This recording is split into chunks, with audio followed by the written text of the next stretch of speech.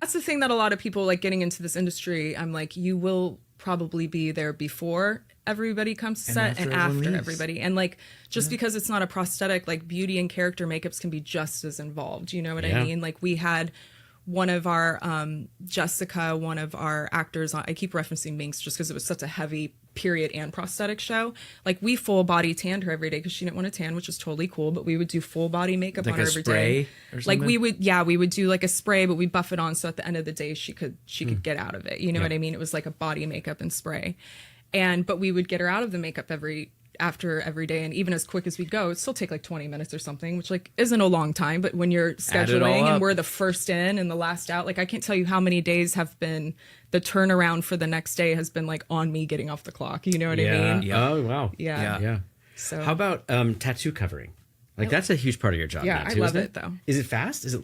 I mean, so I'm strange where I don't mind a tattoo cover. I'm like, if you give me the time, we can do it, you know? What I will say is like, you do need to know your shit. You need to know color correction, all that kind of stuff, the right material, like the right type of materials to use for what you're doing and like what environment you're going to be in.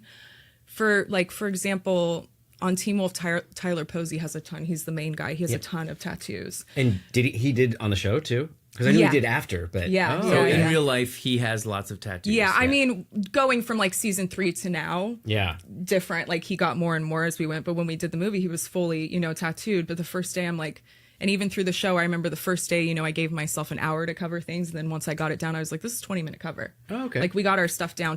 Then do you smack him when he comes back with more tattoos? Go, dude, No. what are you doing? I had this down to 20 minutes. The only time I got mad, which like I didn't get mad, but I was more like, come on, dude, I already talked to you about this. I'm not going to say who, but an actor once came to set who had just gotten a tattoo. So like fresh? Yeah. Like I can't even cover that. Yeah, exactly. And I had talked to him before and I was like, you shouldn't do that. And it's okay, but that happened and I was like, man, you're making me the bad guy because I can't cover this because you're going to get and he was like, just do it. And I was like, no, it's not good for you. Like it's an open wound. You can't have, it was like 3 days later, and you got to give a couple weeks. Yeah. And I felt bad because then he went to, I never want to like put people, you want to take care of your actors but you also like need to have a good relationship with your producers and your directors and stuff. And I was like, I hate to do this, but I have to go have this conversation. Yeah. They gotta know what I mean? Yeah.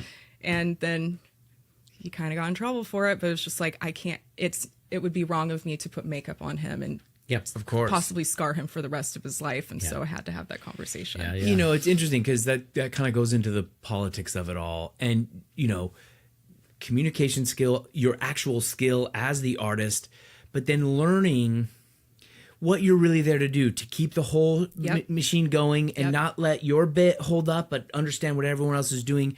How do you learn that? Because that's almost just as important as the actual skill or the trade you are doing, if not more sometimes.